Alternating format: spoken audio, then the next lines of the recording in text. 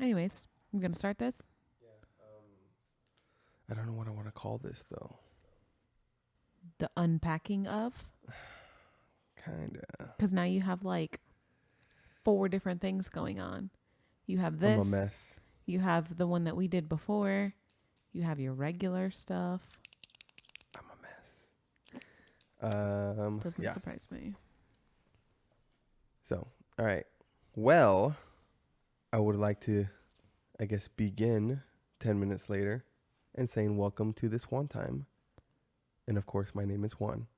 And I'm joined once again by my lovely wife, Gabrielle Maria. First of all, Murray. Generic. Anyways. Blame my mother. Yes. But another little side series or just a series in my podcasting realm. Sub series? Yeah, sub-series. Subgenre. No, sub. Sub. Mm-hmm. I guess I'm going with the unpacking of ... kind of like the in defense of ... just leaves it kind of wide open. But wanting to touch on like these ridiculous cartoons that are out there that For our children. kids, our kids freaking devour, you know? And I don't know, there were some articles that I read. You brought one up, brought one to my attention. Did you find it? I think so. Where it was like, like Asking specific reasoning, questions. yeah, reasoning with the show, with the Before cartoon. we get into the show that we're talking about. So I thought that was kind of fun to really look into because I've thought about that with like Mickey Mouse Clubhouse and stuff. Like, but I feel like a lot of these things are the ones that I allow my children to watch are educational in a sense. Yeah. Not necessarily Mickey Mouse Clubhouse specifically. They do teach numbers and shapes and things like that. You know, like it's more obviously educational. Yeah. Versus other shows speak more towards emotional responses and stuff like that. So I'm okay with letting them watch certain other shows because it will show sharing or when you're mean to somebody or how to react to a certain way. I don't know if you recall the other day when she came up to you and she said, "I'm frustrated." Yeah. And it's like, okay, well, why are you frustrated? Yeah, they probably learn that in daycare or school to express feelings, but sometimes, not that we use TV as a babysitter because they don't watch a lot of TV. It's helpful to know that the stuff that they do watch is educational. Yeah, it's not just killing time. Like, yeah, like other shows. But then again, I say because they do watch stuff that's uneducational, like Rampage. Is that what it's called? Yeah, but that's a movie. But I'm saying like Michael loves that movie. Yeah. And he loves to see the freaking Lizzie come out of the water and it's all rah, like he's just a boy in that sense. So I'm okay with allowing them to watch stuff like that, go to the movies, watch Secret Life of Pets or but that's Toy Story. A movie. That's why. But then it's also like it's kid friendly, but then it's also kid life. Like that's a kid. These are directed at the millennials children. You're talking about TV shows now? No, movies and TV shows. Well, yeah.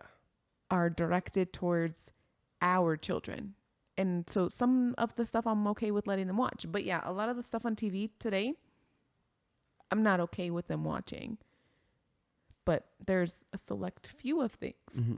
Yeah, like I've tried to pull up like so this episode is going to be about Paw Patrol, and I've tried to throw it up on YouTube every now and then when like we're in a pinch where we just had to occupy the kids for some time, right? Their attention. And I would throw it on and it would start off as an episode. And then like 5 minutes in, it's just some video game, like some person playing a Paw Patrol video game somehow, like an app or something. And then I'm just like, whoa, what the heck? Like you're just like their brain is just mush in that moment, just watching somebody else play a game.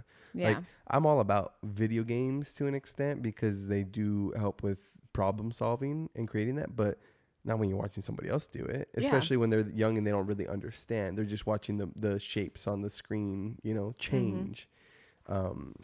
So that's definitely like you got to watch out for that stuff, like on the YouTube, go down that rabbit hole. But I guess getting into specifically what we're here for, why I have gathered you all here today. This will be the unpacking of Paw Patrol. And what I mean by that is just, breaking it down. Tongue in cheek, just kind of like, obviously, there's cartoon physics and all of that is taken into account. And there's a lot to kind of just be left, untouched, like not shady, but like, not shining a light on it, like to specifically detail it. It's like, okay, like this dog has a jetpack in its backpack, and it's like, well, how would that be possible? Like, but then it's also like, is that not animal cruelty?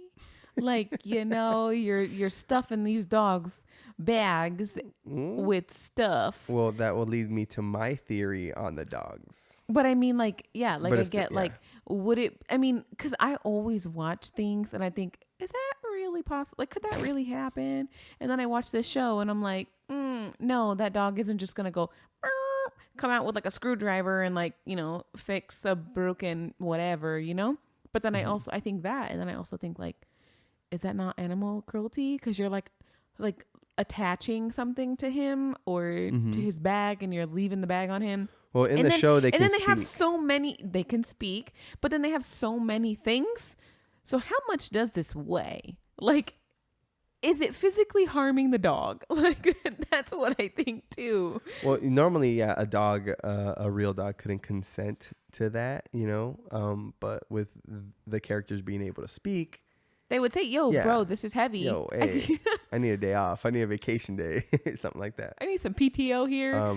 Please. But I guess for the people that don't know, or maybe just a quick description about what the show is all about, I will read an excerpt printed out a few pages kind of detailing what the show is about and some of the characters that we can kind of like break down. You want to go ahead and read? So Paw Patrol, for anyone who isn't a millennial parent, the series focuses on a young boy named Ryder who leads a crew of search and rescue dogs that call themselves the Paw Patrol. They work together on missions to protect the shoreside community of Adventure Bay. Each dog has a specific set of skills based on emergency services professions, such as a firefighter, a police officer, an aviation pilot, and they all reside in dog houses that transform into customized vehicles for their missions. They are also equipped with backpacks called pup packs that contain tools that relate to their pups' jobs. So obviously, when you're writing up a show, like I really think they did a great job, like with like the what dog is what, their job, their name, their and tagline. The catchphrases. Yeah, their tagline. So I really do think that they did a really good job on that. I agree. Sucked you right in. Well, I say that because I could be walking around the house on a random freaking day off, and I'm like, Paw Patrol, be there on the I'm singing the song, and I'm singing catchphrases, and I'm like, I'm over here as the parent, knowing the songs and the stuff that's going on. Well, especially when kids are in a routine. They're in a routine, and the TV channels know that. Or now with DVR, I mean, we record fucking pretty much everything. So you just know, like, our kids, you're done with shower. Yeah. We have between 7:45 and 8:15, you get to watch Paw Patrol. You get some milk, and you get to watch that one episode right before you go to bed. So yeah, it's routine. So if that's the routine, yeah, all those characters, the catchphrases, the theme song, I mean, it gets stuck in your head. There's no way it won't. And they're, again, catchy. So I don't mind because it doesn't, like, they're tested. It's not something that I'm like, oh, God, get this out of my head. Because then when I sing it, the kids start singing it, and then they start begging for Paw Patrol, and it's like, you know the routine. Yeah. So, anyways. So let's go list some of the members here. So the original members are Ryder, Marshall, Rubble, Chase, Rocky, Zuma, and Sky. So Ryder is the human leader of the Paw Patrol. He is a 10-year-old boy who gives the dogs their mission instructions and builds the vehicles and equipment they use. His vehicle is an ATV, and he is the only character to be featured in every mission. So he's the leader. So starting with Ryder. Yeah. Questions that arise with Ryder. He's 10 years old. Uh-huh. And that's the sheet right here. He builds vehicles and the equipment that they use. Mm-hmm. Who the fuck is Ryder at 10 years old to be able to build equipment and vehicles? So, we can touch on that. I don't know if we want to get into that right now or just maybe read the characters first. Well, no, I just feel like let's touch the characters because we're talking about Ryder. Yeah. So let's talk about Ryder. Okay, he's 10. Okay, so we'll just get into it. Yeah, all right, so 10. Here's my theory then. You ready? No, okay, well, okay, go ahead. So, my theory about the whole show at this point, because you want to get into this, right? Yeah. Well, because we're talking about Ryder. So my questions arise about Ryder, specifically about Ryder. Yeah. Like, for example, my questions are, where are Ryder's parents? That's in my theory. Why don't they ever appear in the show? It's in my theory. Where is everyone else in the community? And like Ryder's the only one that solves problems. The mayor doesn't even solve problems. It's in my theory. How does he have money to build things? Knock, knock. In your theory? You're supposed to say who's there, but yeah. Oh, who's there in my theory?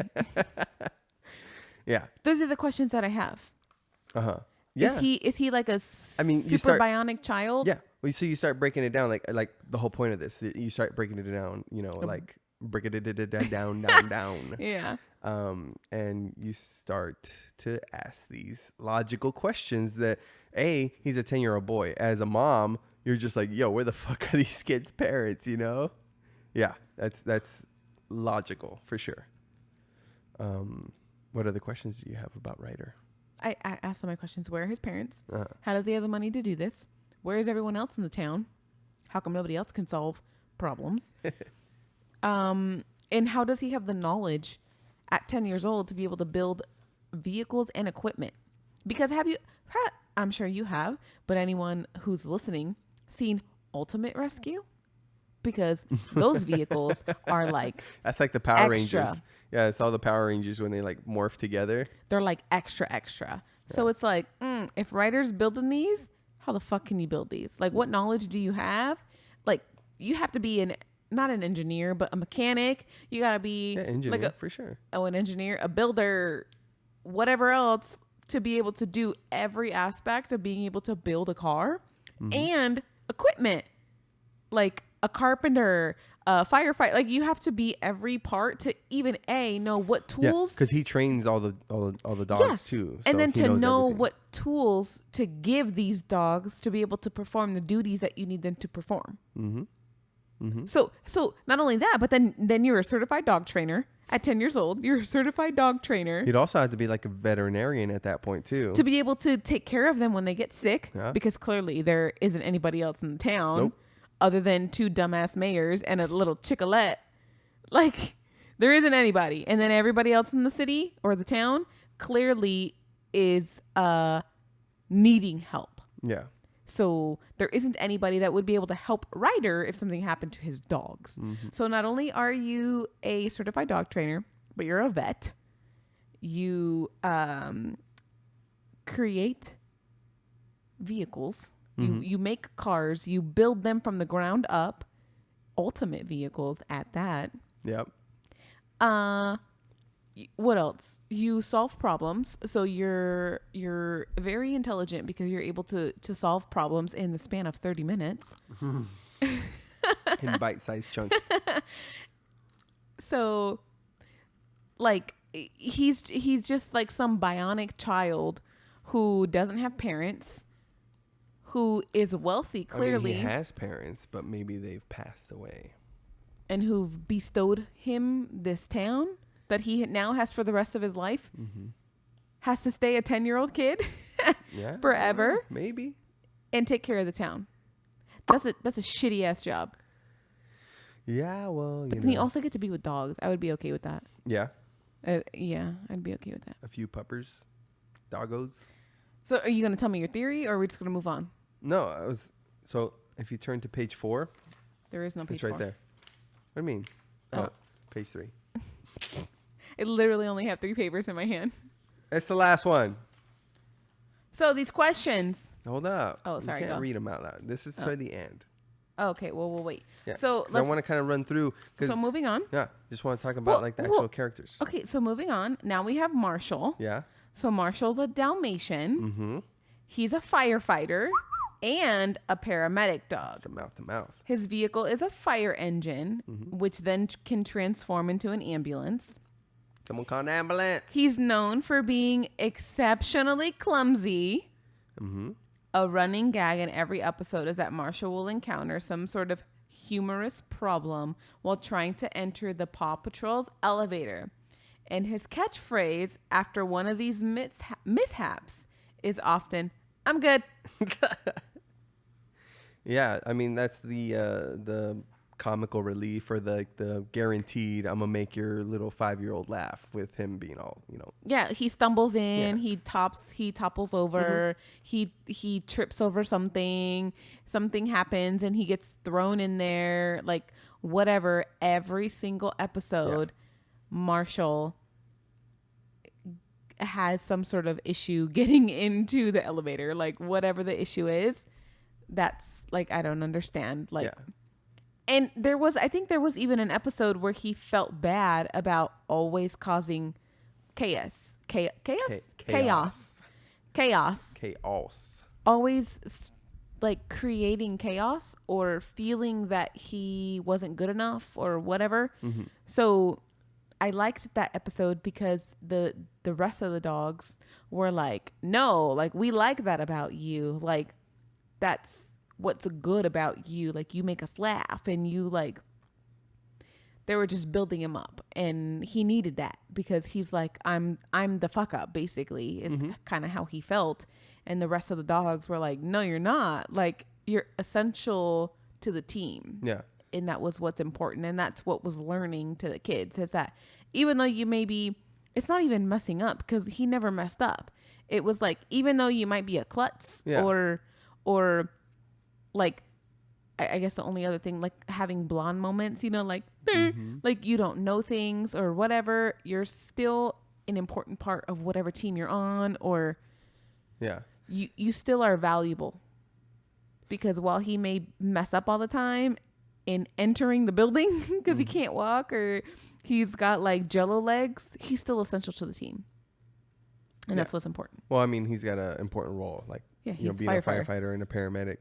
And he saves for somebody, lives. for somebody in charge of like saving lives and like doing all these medical procedures, is like, to make him the clumsy one is like, whoa, okay. Yeah, I guess it's gonna happen. Yeah. Yeah, but is he white with black spots, or is he black with? No, he's white with black spots. And then you got Rubble.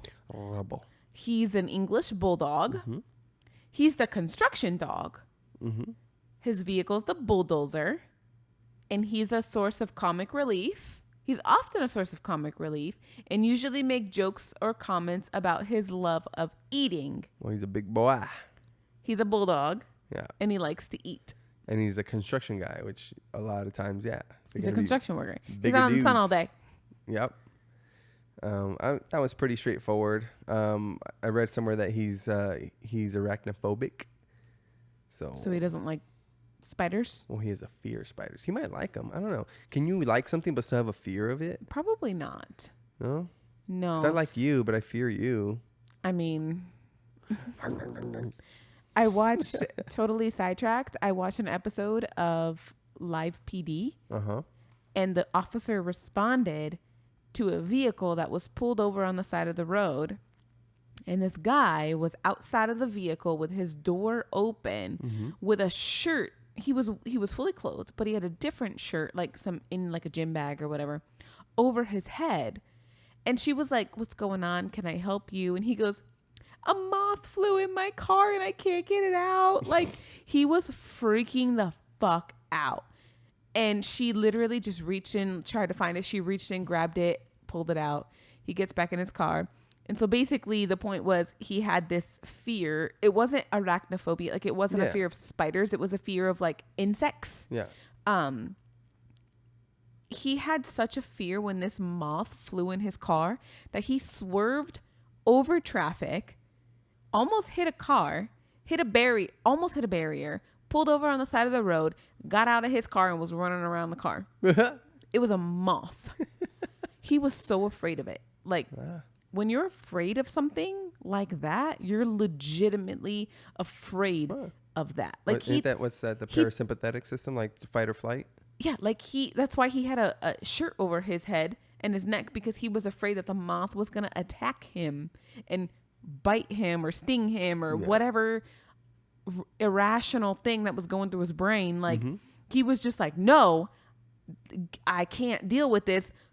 Almost abandoned his car. He was like, I will walk the not rest only of the that, way. but like that, such an irrational fear of a moth versus you swerving across, how many lanes and potentially hitting a barrier and causing some actual for a moth damage for a fucking, so then your fear is, you're like, in his brain, his fear is rational. Like he's like, I am so afraid of this thing that no matter what I do, it's warranted because I'm scared like of this thing. Yeah. Like there would be nothing. I can't say anything because if like some scorpion or cockroach was crawling all over my leg in my car, like I'd probably lose my shit, like maybe cause an accident, like who knows. But I'm not scared of them. It's just like the moment that you find this thing, it's like that would be the scary part. But anyways, yeah. Chase is a German Shepherd. Chase. I like Chase. He serves as a police and spy dog. His vehicle is a cruiser. Whoop, whoop.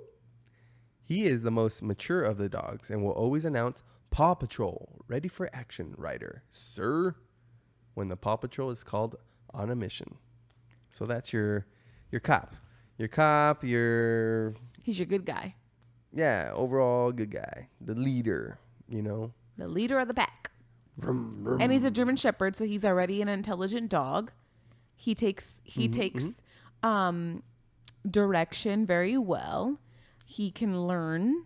He can adapt. He's a rider's right-hand dog. Yeah. At that point. He's his main dog. He's his main dog. Main dog.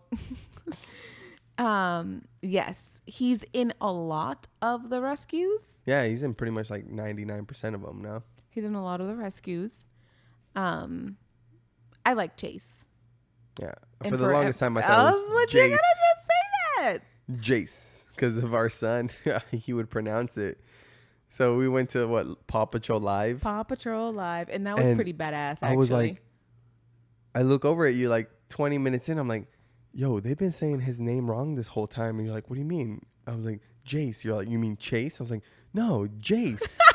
With a J, right? And you're like, no. And I'm like, these kids of ours have always said Jace. No, Micah has always said Jace. Yeah. Well, you can't fault him. He's freaking 3, But well, I essentially I literally thought it was like this big freaking production is mispronouncing this name of like their main character, short of Ryder. But, Rocky. Rocky. He is a gray and white mongrel. What the kind of head is that? Of an unspecified breed. Hey. Excuse me. He's a recycling dog. His vehicle is a recycling truck, which can transform into a salvage tugboat. Oh, excuse me. Hey now. A running gag in the series is that Rocky's irrational fear of water, to the point where he refuses to bathe. That stinky motherfucker. So not only is he dealing with trash, yeah, he doesn't want to bathe. Dude, so he stinks. Well, not only stinks, but it's like you got to think about now, like bacterial infections. But you know what? Also, do they brush their teeth? He's probably the healthiest one. What? Do dogs brush their teeth? What do you mean? Dogs do brush their teeth. I mean, you can give them like clean, like dental, not toys. Well, toys and like food, right? I don't know about food, but maybe like dental Yo, all toys. my dogs lived outside, all right? I'm not one of those like, hey, come curl up next to me on the couch. Nah, man, stay your ass outside. I'm country, okay? All the dogs stayed outside. So he is a recycling dog, and he refused to bathe. Yeah. So he was the stinky one, who was probably, like you said, the most healthiest. Yeah, the most healthiest, the most healthy. Yeah. Because he's exposed to like all these germs and it's like the person who uses the hand sanitizer too much is the one who gets sick the most. Yeah. And the person who barely washes their bathroom when they go freaking take a piss. Yeah, totally feminine. Yep. Is the one who's not sick. Yeah, I mean, you're just exposed.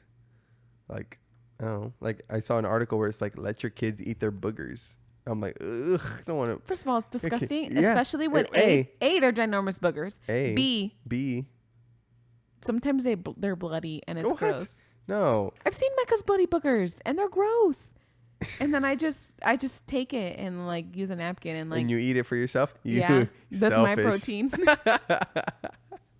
Boogie. Did not see that coming. What? Zuma is a chocolate Labrador retriever. She's a cute little doggy. Oh yeah. Or he is a cute little doggy. Yeah. Well, I thought he's Zuma cute. was. I thought He's so Zuma cute. was a You girl. thought it was a girl. I thought Zuma So was a cute. girl. Zuma is not a girl, and he serves as an aquatic rescue pup. That should be the mermaid right there. Zuma should be the mermaid. His vehicle is a hovercraft, and which can also convert to a submarine. I legit thought Zuma was a girl. No, because that's why Everest came in, which is a point we'll make later. Because there wasn't enough female dogs? Yeah, there weren't enough bitches on the show. Okay, calm down. Oh, well, you know. So I don't really have anything negative or crazy to say about Zuma other than I thought Zuma was a girl. I do. Go. That's for later down the road. Oh, so then now we have Sky. So Sky is a cockapoo. Cockapoo? Yep. She's the aviator. Am I saying that right? Yeah. Her vehicle is a helicopter. She has wings built into her backpack. Yeah, so the only girl there. So how much do you think them wings weigh? So she can fly. Well, by nature,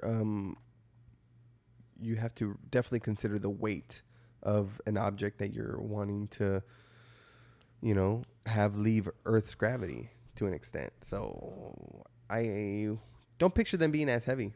So answers that, huh? Oh, well, all right then. So bringing in other team members then, I guess because there wasn't enough female dogs, we bring in Everest, who is a Siberian Husky, which is a great dog, BT dubs. Not for Arizona, though. Who serves as a snow rescue dog in emergencies relating to snow or ice. Snow or ice, I'm ready to go. Is that her tagline? Maybe. She was introduced in the season 2 episode, The New Pup, due to some criticism that has been directed toward the show's unequal gender representation, because initially the team of dogs primarily male and included only one female character, Sky. Paw Patrol images appeared frequently on Twitter with the hashtag include the girls. Her vehicle is a snowmobile like Tractor, who's another new character. She does not stay with the Paw Patrols, and she lives at Adventure Bay's ski resort with Jake, who is her owner. But she will answer a call for assistance whenever her services are needed. So obviously in the newer seasons of Paw Patrol, you see Everest. Mm-hmm. And our daughter seems to be very invested in Everest at this point. Well, she seems very adventurous too, whereas like Sky seems like super girly. I mean, she's, pink, decked out like that, and she's a dainty dog, whereas Everest is a Siberian Husky, which is like a really, a powerful looking dog. And her, messing around with a snowboard or a snowmobile or anything like that, like that's like a little bit more adventurous, a little bit more, cool, testosterone driven or so. So I definitely dig that. So yeah, good move. Good job, Paw Patrol. Good move, good move. You skipped one though. Who's this? No, I went just because we're talking about the girls. The ladies. So then you have, speaking of just the dogs that we're talking about right now, you have Tracker. Can you stop? Sorry. Don't be rude. You have Tracker. Tracker is a brown and white Chihuahua. He serves as the jungle rescue pup. Ay, Chihuahua. His vehicle is a Jeep, and he's bilingual. He speaks Spanish and English. Like Everest, he does not live with the Paw Patrols, other dogs, but he resides in the jungle with his human caretaker, a boy named Carlos. They use them when they need them, but they don't want them around. Stay on your side. Stay in the jungle. So when we went to go watch Paw Patrol live, they did bring out Tracker. And this was at that point when you were like, yeah, he can't, he's already checked out. He's having a hard time. So then you took him out. So it was just her and I in there watching the rest of the show. So they did bring out Tracker, and I like that he speaks Spanish. Yeah. And that it's just simple Spanish. It's Little like words. Vámonos, and like just Stuff you could understand. Yeah, because I don't speak Spanish. Little stuff that like the kids would understand. And it's a good thing. Like I other than Who dat? The little one? yeah. Micah? He's got a tummy ache. Proceed. You can keep talking about it. He's almost about to get out of his bed, so you probably should hurry up. I got him. So he's got to go check on the kid. The kid's got a tummy ache. Make sure he's all right. I don't know where we left off. And we're back. We can go to... Oh, so we talked about Everest. We talked about Tracker. So back to the later members. So you have Captain Turbot. He's the Paw Patrol's most frequent caller because he apparently doesn't have his shit together and he always needs help. He serves as an occasional member of the team in the Mirror Pup themed special episodes. Merpup themed. Water. He is the smart... Okay, first of all, if he's a smart marine biologist, how the fuck does he always get into issues?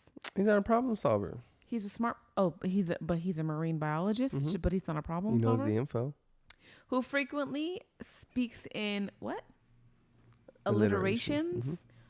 His main vehicle is a boat called the Flounder. In the second season, an orange diving ball is introduced as his second vehicle. He is the team's best human friend and the source of information of all kinds of wildlife in the bay. Along with Everest, Captain Turbot was added to the opening theme in season 3. I got nothing on him, but Robo-Dog. No, I have a lot on him. You have a lot on this guy I have nothing on? Not a lot, I guess. Essentially, my thing is, he's the Paw Patrol's most frequent caller, but he is a smart marine biologist who doesn't know how to problem solve. That's the key.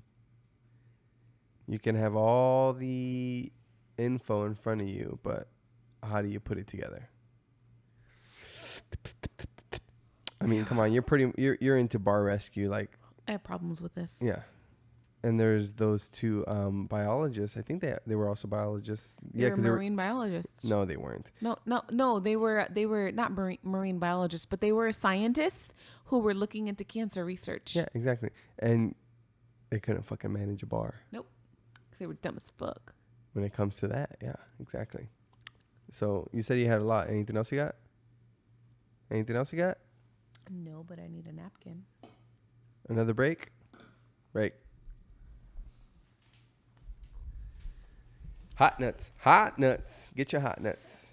Spicy nuts. See, Robo-Dog is a robotic dog introduced in Pups Save Riders robots. He serves as the driver of the Paw Patrol's multi-member vehicles. Unlike the other pups, Robo-Dog does not speak in sentences and only communicates through barks. Okay. Nothing to say about him. Not really. I kind of just want to spit out these other characters and then just kind of get into ones? like, okay. yeah, just kind of get into like So, talking shit. Mayor Goodway is the overdramatic but friendly mayor of Adventure Bay. She owns a pet chicken named Chickaletta, which she keeps in her purse, which is weird. She shares a rivalry with Mayor Humdinger of the neighboring town Foggy Bottom. So speaking of Chickaletta, going into Chickaletta is the mayor's pet chicken. She is not quick-witted or observant and often unintentionally causes trouble for herself and Mayor Goodway. She is introduced in Pup Pup and Away when she jumps onto Mayor Goodway's purse during a hot air balloon race. And then speaking, because we're talking about Mayor Humdinger, he's the mayor of the neighboring town called Foggy Bottom. He's a dick. And Richard Humdinger? Mayor Goodway's rival, who spends most of his time devising unfair schemes to make his town seem better than Adventure Bay. Again, he's a dick. He lives in a cave, which is weird, and leads a team of troublesome cats called the Kitten Catastrophe Crew, who surprisingly looks a lot like the Paw Patrol. He has 6 pups. It's bizarro six Paw Patrol. Cats who resemble the Paw Patrol. Yeah. It's because it says right after that, the Kitten Catastrophe Crew is Mayor Humdinger's group of kittens who closely resemble the 6 original Paw Patrol pups. I didn't even read that. Each one is equipped with the uniform and a tool pack that mirror a particular pup's outfits and abilities. Let's see. There's a few other characters. Oh, some that I didn't even know about. Look at that. Katie. Yep. Is a girl Ryder's age. How would she run Adventure Bay's pet clinic? Who knows? Because she's 10. But clearly, Adventure Bay has a pet clinic. Yep. So Ryder isn't the veterinarian. Katie is. And she's also 10 years old. Yeah, it's a side piece. Oh, yeah? They banging on the side during missions? Whoa. She owns a cat named Callie. Oh, look, there's more people. Mr. Porter, he's a grocer. Grocer? Yep. Grocer? Grocer? Yeah, grocer. Farmer Yumi and Farmer Al, 2 married farmers who live near Adventure Bay. They don't live in Adventure Bay. They own a barn and have several animals, such as a pair of pigs and a cow. Yeah, so there's a lot more characters than I thought that were in there. Like, we always thought, like, the town was kind of empty. But there's quite a few. I mean, there's Alex Porter. So Mr. Porter's a grocer. Alex Porter's Mr. Porter's young grandson. Jake is the owner of the ski resort, which he's Everest's caretaker. Yep. Carlos is Tracker's caretaker. He's a jungle explorer. Danny is a daredevil boy who appears in the 3rd season. And never seen him before. You've seen it. He was doing Danny? all kinds of Oh, he's the one who had like the drone that was messing up and stuff. He had that. I remember that. There's one that was riding like a dirt bike. Ooh, the ones that I don't the episodes that I don't care for are the ones with Sweetie. I don't really care for her too much. A villainous pup and the pet princess, or the pet of Princess Barkenberg. She's an antagonist. Yeah. I don't really care for her too much. Well, because she's a bitch. A rich bitch. She's definitely a rich bitch. You got Francois. Francois, yeah. Hey, I said that right. You did. Francois is Captain Turbot's cousin. He's his French cousin and sidekick who lives with him in the Seal Island lighthouse. He's self-centered and loves to show off, but he cares deeply about animals. He's a zoologist, artist. He's a nature photographer. He has a very thick French accent, and he uses French phrases in place of English words. Oui, oui. Wally is Captain Turbot's pet walrus, who lives in the water surrounding Seal Island. He has a wife named Walinda and an unnamed baby child. Damn, unnamed baby child, huh? Whose is it? Although he cannot talk, Ryder and Captain Turbot understand Wally. Do you know walruses? Wally and Walinda. So I think walruses have like the biggest. Let's name his unnamed child. Wally and Walinda. What would you name the unnamed? Willis? Yeah. Wallace? No. No, you have Wally, Walinda, Wallace. Bless you. Wallace. Woo! I vote for Wallace. I say Willis. Wallace. Because what you talking about, Willis? All But right. Wally, Walinda, Wallace. Or Wyatt. Or Wallace. Wilma. Why is it a boy? Wilma. Okay, Wallace for a boy and Wilma for a girl. I'm okay with Wilma. Or Wilmer. Wallace. I'm just stuck on Wallace. Wah, wah, wah. Where did we leave off? Oh, I was saying, I think walruses have like a huge dick in comparison to like everybody else. Like other sea animals or people? Like dick to body mass ratio. It's like, yeah. Bigger than a donkey? Whoa, I don't even think a donkey's is that big in comparison to like what else it could be. I guess because I just remember watching an episode of Ridiculousness and all I saw was like a horse or a donkey and then like they were videotaping it and then they just zoomed in because whatever type of animal it was, like it was just all swinging from side to side and then it like went forward and then he like put his mouth on his like own and then like did whatever and then he like he was done and then he put his head up and he like howled. It seemed like, but it wasn't a wolf, like whatever kind of animal it was. I swear it was a donkey, or some type of horse thing. And they were like, yeah, like so basically Rob Dyrdek was like, he was hungry or he was thirsty, he was horny. One and two, wham bam. And then like something else, like I don't know if he was saying he was hungry, he was horny, he was thirsty, and then he got all of that, and then he like howled, and so he was like good to go. Like it was stupid funny. I got a question for you though. So, say you clone yourself, right? Okay. So you now There's have two a clone. of me. Yeah, exact. And you have sex with yourself, with your clone. Mm-hmm. Is that masturbation or is that incest?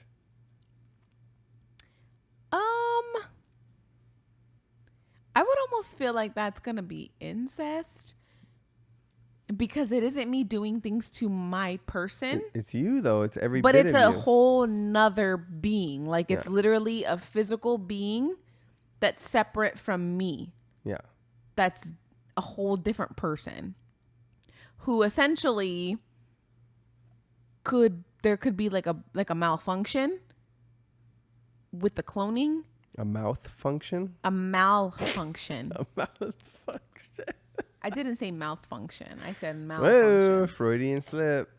A malfunction with the cloning process where this person might look like me, but they aren't me. Like they ain't me. Like they don't think like me. They don't do things like me. They don't talk like me. They ain't me. But just physically looks like you. Physically looks like me. So to me, if that were to happen, I wouldn't think that hooking up with this person who looked like me, to me, wouldn't be like masturbation, I guess. I would look at it more of like an incest because it looks like me. Like it's essentially me. But also I wouldn't even look at it like incest. Like I don't even know how I would look at it because I don't see it as masturbation because it isn't me doing something physically to my own body. It's something different. But then there was a shooting in Fountain Hills. Jesus. Yeah, what a downer.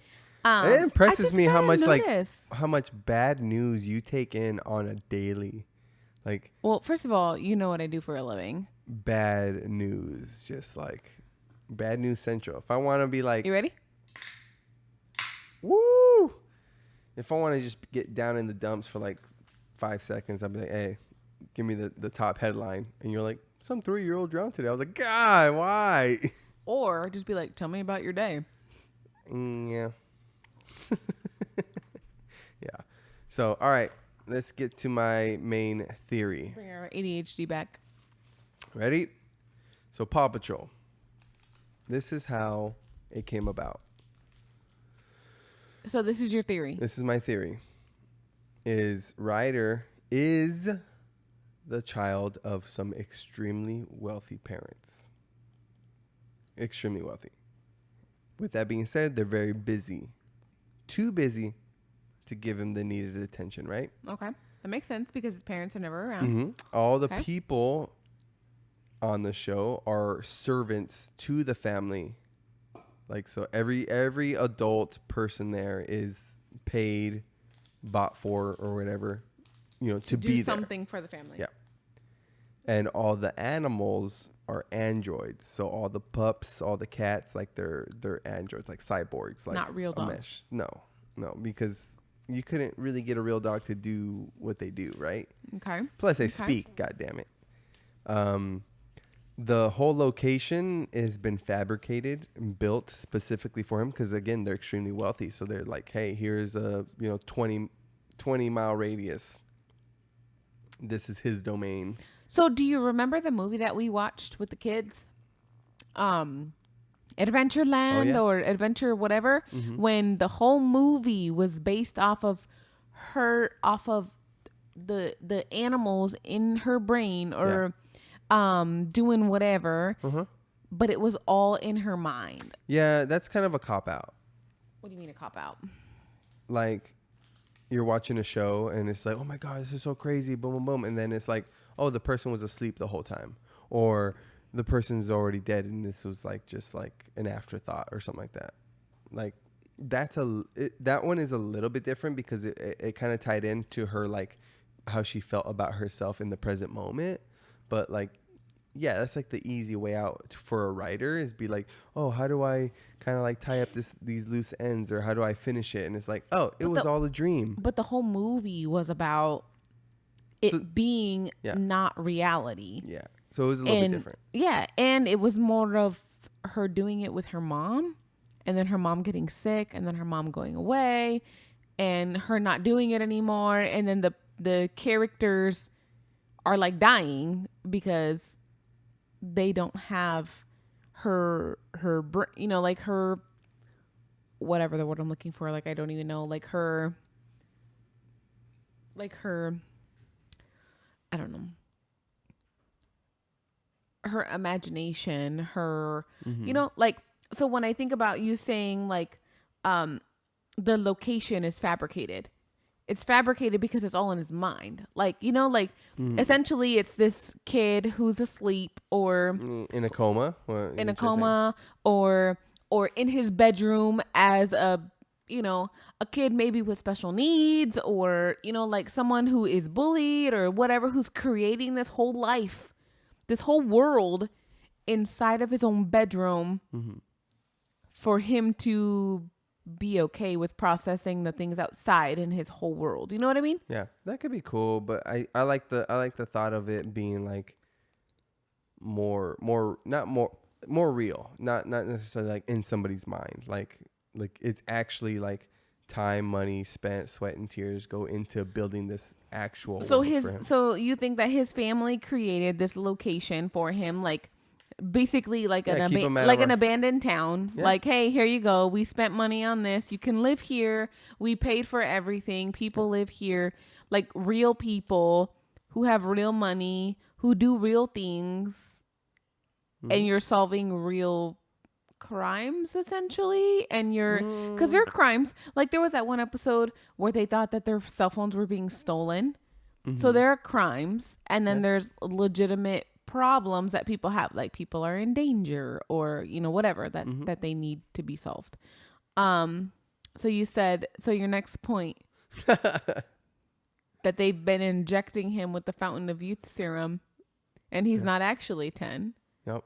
But he's really 46. Oh yeah, that's it. That's how he knows all this info. He's not 10. He's old. He's at least like 46 something. I don't know. But that would make sense for why he is the like go-to as person? knowledgeable. Yeah, and the go-to.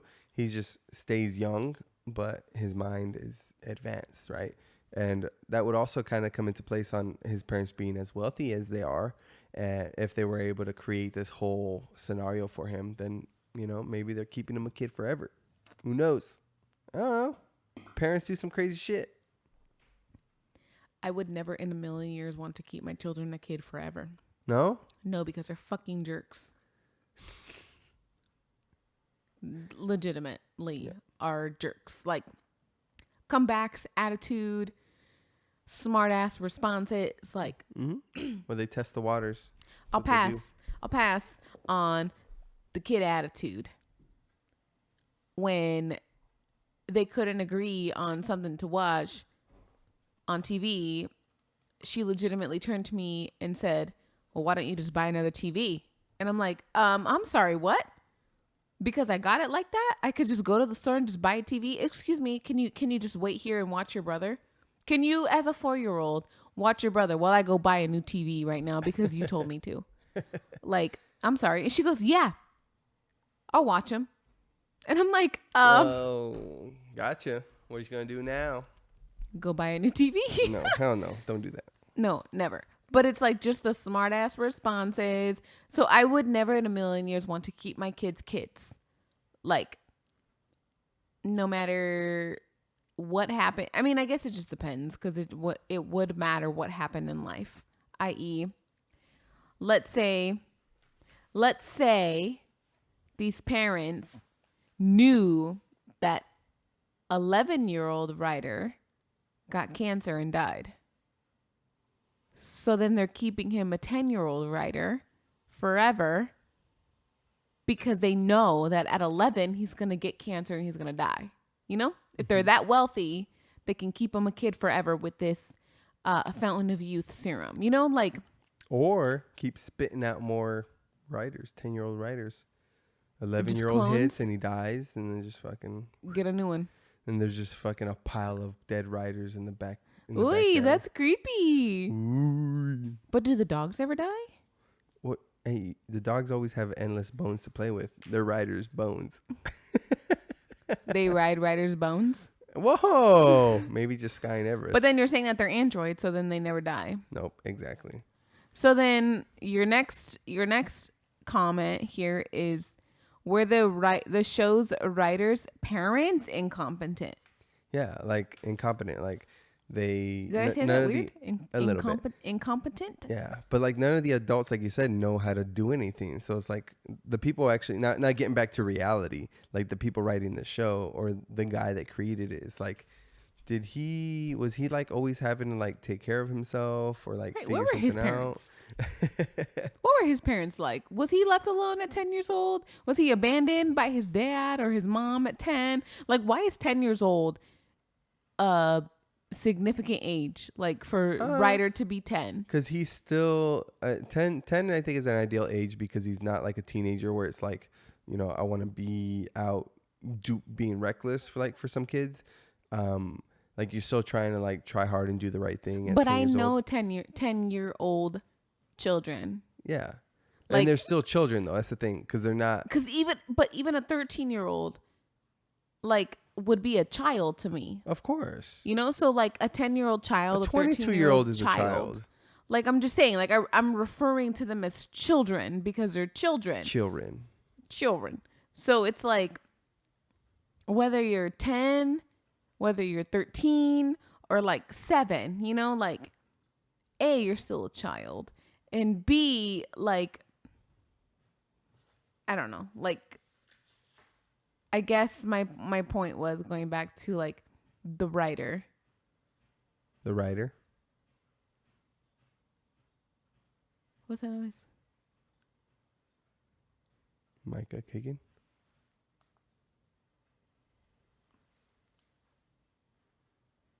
Stop, Micah. Go to bed. He's banging his head on the headboard of his bed.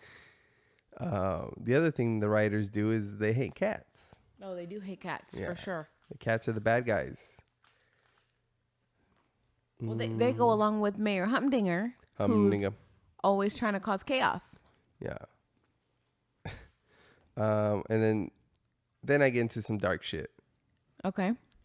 Let's see. Micah, stop it.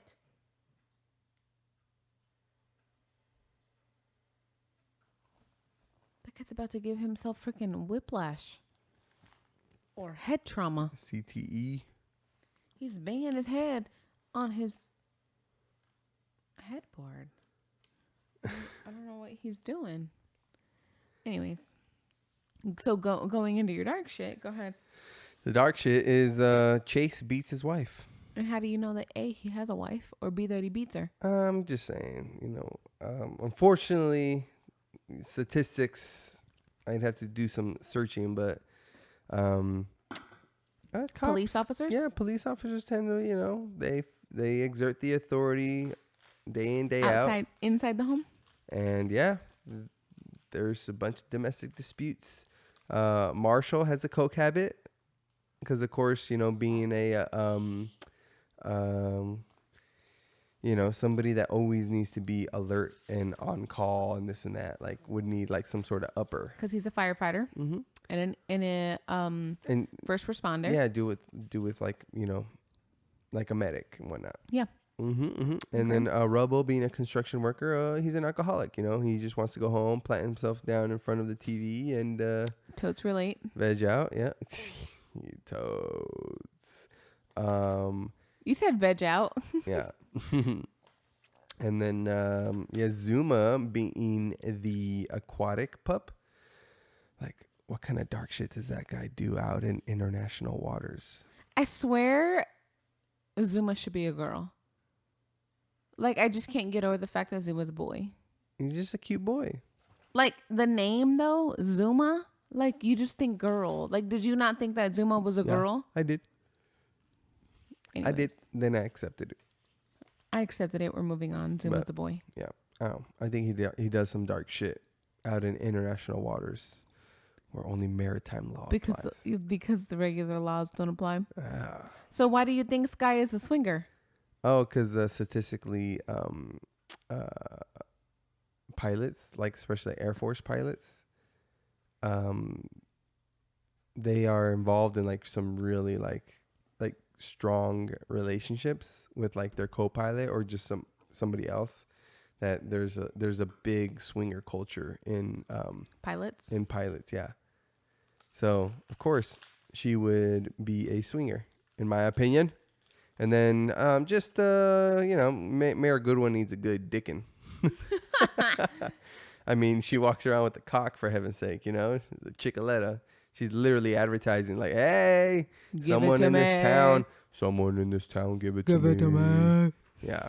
So, anyways, that's about the extent that I had covered for the show. It's a good show. It teaches valuable lessons, in my opinion, to my children. Other shows do the same thing. Catchphrases, totes, catchy. A good show. They only watch it for max 15, 30 minutes at the end of the night. Depends. Not tonight. Micah had a tummy ache, so we watched cartoons all night, pretty much. Really? Yeah. Oh yeah. You gotta cave in. He wasn't feeling good. He was throwing up all over the place. Okay, so because I'm gone, you just allow them to watch TV all night? Jesus. Pretty much. I can't leave my kids. Yeah, ice cream. I can't leave my kids. Oh. So I can't leave my kids. One day ain't gonna hurt them. All right. And this motherfucker. We out this bitch. Thanks for tuning in to this one time. This weird episode. Yeah. This has been the first installment of the unpacking of Paw Patrol. Paw Patrol. Paw Patrol. Be there on the double. You can't sing. First of all, I don't know. Well, hey, you can't sing. But I'm just saying, you can't sing shit like that because then I get sued. Why? How are you going to get sued? Because they own the song. So do I say I don't own the rights to the song? Yeah, something like that. I don't fucking know. Sue me, make me famous. No, I don't want to be famous. I don't know how to sing. Anyways, all right, guys. We'll catch you on the flippity flop. Flip, flip, flop, flop. Skeet, skeet, scoot, scoot.